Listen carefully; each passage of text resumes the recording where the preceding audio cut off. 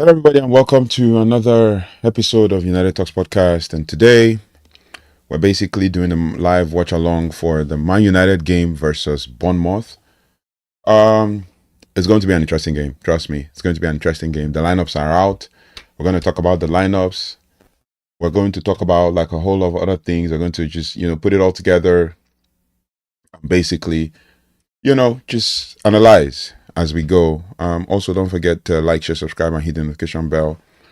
Um, Also join us in the conversation. We'll talk about all things, Manchester United and everything in between. So yeah, it's gonna be an interesting time together. Um, Definitely gonna build momentum and all of that. So the lineups are out. Before that, let's just do some quick let's talk about some quick things. So yeah, join us in this live, have conversations, put it in the chat, talk about a few other things. Let's, basically just have conversations. But yeah, it is what it is. So Man United are supposedly in form. Man United will welcome Bournemouth at Old Trafford, and Rúben Amorim eyes a Champions League place. Basically, so it's one of those things where we have to just basically just be hopeful that we get a win from this game. So we're going to review the game, then preview the game rather. We're going to preview the game, and then obviously we will take it to the next level, right? So Rúben Amorim eyes Champions League places. Amorim has looks to have turned the corner at the helm of the Red Devils. Basically, there's still the odd moments of inconsistency that has plagued the side. Obviously, impressive wins over Liverpool, Brighton. Were followed by disappointing draws with Nottingham Forest and Tottenham Hotspur that we all know. And then even Everton managed to get in on the party, winning at Old Trafford for the first time since 2013. And since then, the club has defeated Crystal Palace and Wolves with a draw against West Ham, sandwiched in between. Now, things have clicked at the Molineux. United have managed 27 shots. Things clicked at the Molineux. United had 27 shots throughout the match, creating 8 big chances in the process.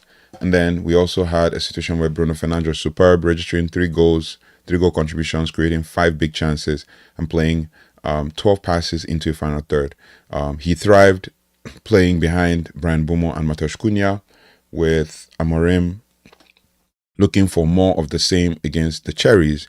Another performance like this, like the one at Molineux and Man United, will be right in the hunt for the Champions League spot next term. Bournemouth are in free fall after a decent start to the Premier League season. Andoni Raiola's men have been in free fall recently. The Cherries' last win came against Forest on October 26th, and this is December. It's pretty much almost 2 months.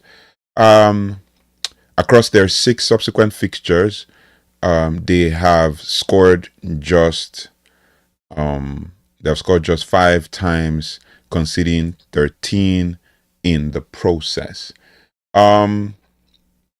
Also, the run of 2 points from 18 has seen them plummet down the league table. Indeed, at the time of writing, Raiola's men currently sit 15th, albeit 7 points clear of the 18th placed West Ham. And then Bournemouth also can perhaps take the solace in the fact that they have a wonderful record playing United at Old Trafford in December. Last year, the Cherries sealed a sublime 3-0 win, and this came 12 months from a 3-0 win at Old Trafford again in 23-24 season under Erik ten Hag. Also, lightning could strike 3 times, could it? But obviously, they've had the opportunity and they didn't take it. So, it is what it is, and we can always take solace in the fact that obviously the teams that we've beaten this season are teams that beat us at some point last season, right? So with regards to team news, one quick second here. So this is team news with the preview, and then basically I'll tell you what I think about the lineup when the game starts in 20 minutes, so we can talk about things, right? So, yeah, give me one quick sec. Oh, something's going on.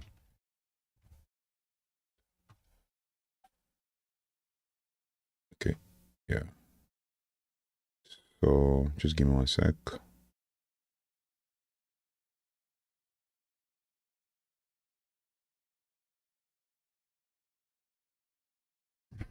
Yep, I'm having issues signing into something right now, so I need to sort it out pretty quickly. Where's that ink?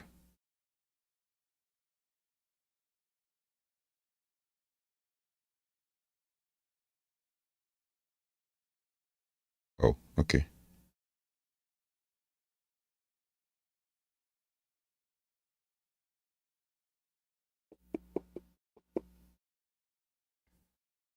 Okay. I know a lot of things are going on right now, but yeah, let's just keep it going. I mean, there's a whole lot that we can talk about, but it is what it is. So, basically, looking at the before the game, Man United had the opportunity to, um, Man United had the opportunity to actually take this game to the next level and all of that. So Rúben Amorim had plenty in mind ahead of the tie regarding selection. Three of his players, Mbeumo, Ahmad, and Mbeumo Mazraoui, are supposed to leave this week to participate in the African Cup of Nations. But then, obviously, the manager is looking to on keeping their availability under wraps, with FIFA setting a date for Monday 15th to release players for the tournament. And then you also have a situation where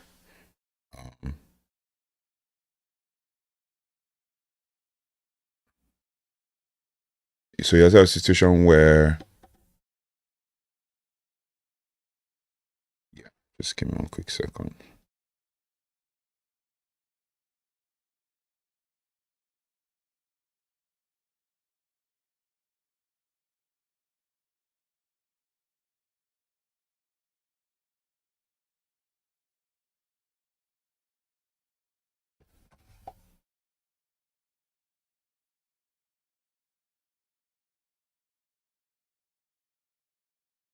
Anyway, let's just keep it going, man.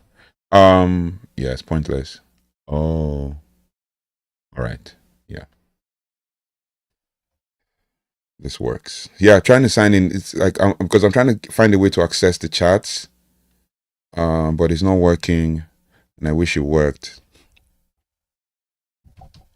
Yeah, I'm trying to find a way to access the chats, so that I can respond to you guys when the game starts. But yeah, okay. I think it's sorted now. Yes, it is sorted now. Continue. Come on. Yeah. So basically, United were trying to keep. Rúben Amorim was trying to keep everything under wraps, and then obviously he was not trying, he didn't want to talk about all of the availability of players and stuff. So elsewhere, Matthias de Ligt and Harry Maguire remain absent, while Benjamin Sesko was recovering from a bout of food poisoning and might also make the squad. Okay, we're signed in now, so we can respond to chats. Then obviously Iraola is also missing Ryan Christie, Matai Akimboni, and Ben Gamondok, due to injury, with Lewis Cook suspended for the clash. Now, which brings us to the lineup that we have seen. Basically, I've just put out the lineup. You can see it on the screen right now. Basically, Senna Lamen starts in net. Eden Heaven, center of centre back. You have Lenny Yoro on the right side of centre back, and then you also have Luke Shaw on the left side of centre back. And I'll tell you some stuff about this lineup, and then we can, talk about it. Then Casemiro and Bruno Fernandes in the center of midfield, now midfield pivot, and then you also have Amad Diallo on the right side. So Amad Diallo hasn't gone to the AFCON or gone for the AFCON yet. They probably had a conversation with Ivory Coast, and Ivory Coast let them. And then you also have on the left side of wing back, you have Diogo Dalot. And then obviously from there, you now have on the in the 210s, you have Mason Mount and Bryan Mbeumo. Mason Mount, my wonderful disruptor. Bryan Mbeumo, the outlet for pace, speed, and all of that.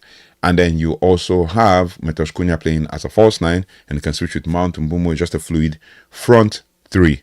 Now, the amazing thing about this lineup that I saw that actually really got me really excited was that Benjamin Sesko made the bench. So the bench is Altabander, goalkeeper, Lisandro Martinez in the bench, on the bench, Tyler Fredrickson on the bench as well, Tyrell Malacia on the bench. So Tyler Fredrickson replaces Mbeumo Mazraoui on the bench. Then you have Tyrell Malacia, you have Kobe Mainoo on the bench as well, and Manuel Ugarte, Patrick Dogu, and Benjamin Sesko, as well as Joshua Zirkzee. So Sesko makes the bench.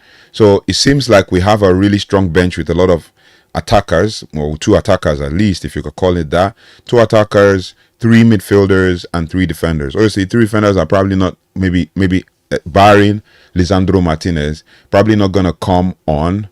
And then obviously then you also have, okay, maybe Patrick Dogu. Patrick Dogu is listed as a midfielder here, but it's actually a defender. But it is what it is. It's all, I think it's Fort Mob that's doing that and all that. Yeah. So it is what it is. It's one of those things where you just have to, make of it what you will. The lineup is pretty straightforward and it's pretty interesting as well. Things you love to see, basically. Yeah, and I'm basically watching the Sky Sports. I muted it because I don't want to listen to what what's his name, Gary Neville was saying. What's his name? This guy is there. Olivier Giroud is there. Yeah, but it is what it is. It is what it is. Yeah, I don't want to listen to what this guy has to say. What's his name? I don't listen to what Jamie Carragher has to say. I don't want to listen to it at all. Anyway, so that is what I've basically just found out. So we on the bench. I mean, it seems like we have a strong bench. Seems like we have a bench that is capable.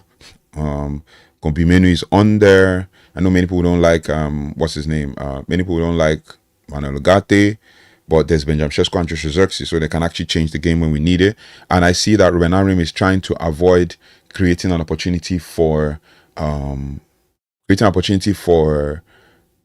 the Bournemouth team to know how to defend us, because that seems to be the concern, that the Bournemouth team will be able to control our defense if we let them. So Rúben Amorim is trying to avoid that, to avoid letting the Bournemouth team control how we defend, or how they defend us and all of that. But then the interesting thing about this is giving Aiden Heaven another opportunity to play and to start and all of those things. It's a good thing, but it is also one of those things where you have to just basically understand the fact that you can only make what you will. Mason Mount also is in form and all of that, which brings me to the press conference. From what what's his name? From what Rúben Amorim said, and I tried to watch it. And the truth is, if you watch Rúben Amorim with an open mind, you most likely would be able to understand, what he's trying to say, and you will most likely be able to understand the points he's trying to make. And what I figured eventually was the fact that everybody is taking whatever Rúben Amorim has to say out of context. Everybody's taking whatever Rúben Amorim has to say out of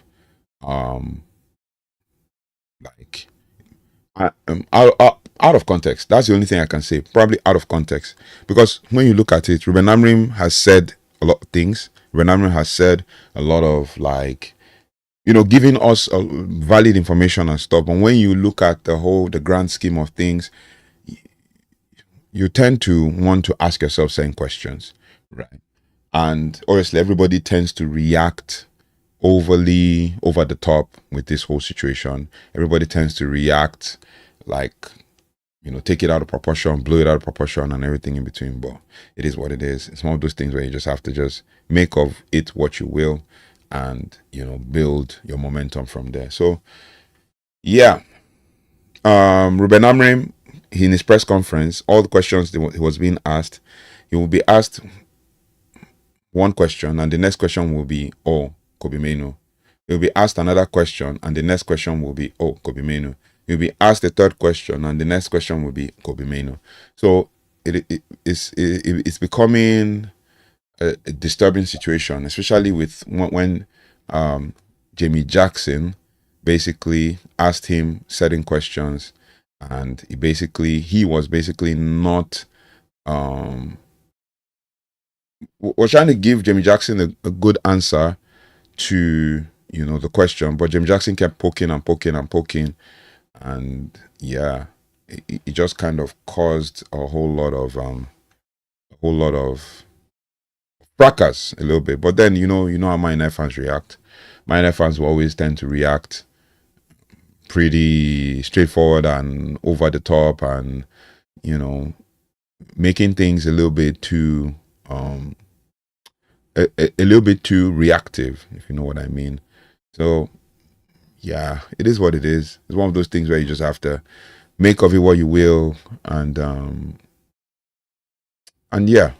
So yeah, let me know your thoughts and feelings in the comment section. Rúben Amorim is being asked questions, and the next thing he's being asked is if Kobbie Mainoo is going to can Kobbie Mainoo play? That's a genuine question. Can Kobbie Mainoo play in? If you asked it this way, can Kobbie Mainoo play in Casemiro's position? And you're like, yes, he can. But then you have to also remember the fact that Rúben Amorim is making sure that he does not, do the things that the fans or most people want to say. Rúben Amorim is just making sure that he says the right things, he does the right things. He's making sure that he says things that are pretty much straightforward and not beating about the bush and stuff like that. But it is what it is, man. Like, for me, I feel like everybody needs to just calm down. Everybody needs to just calm down, because you can make a big deal out of everything, but you also have to understand that the manager is the one who makes the decisions. So trust the decision, trust what he's going to do, trust what he has planned to do, instead of trying to force him to play Kobbie Mainoo when he doesn't want to play Kobbie Mainoo, right? But it is what it is. Yeah. So, like I said, all the questions they ask is all Kobbie Mainoo, is all, oh, what has Kobbie Mainoo done? What should Kobbie Mainoo do? When should Kobbie Mainoo play? When will Kobbie Mainoo play? This, and that. So, and it's not what we need right now, considering the fact that the club is basically, the club is basically trying to build, a team, trying to build a robust team, and all of that. But no, these guys actually really want Rúben Amorim to do their bidding, and Man United doesn't work that way. But it is what it is. So it is what it is. We have to just basically build the way we have built, and all of that. So yeah, let me know your thoughts and feelings in the comment section. I can see someone dropped me a message saying that the stream is lagging a little bit, so we have to try to sort that out. And then yeah, so let's quickly try to sort that out. The game starts in 10 minutes, and then we'll be back. So just give me one quick second.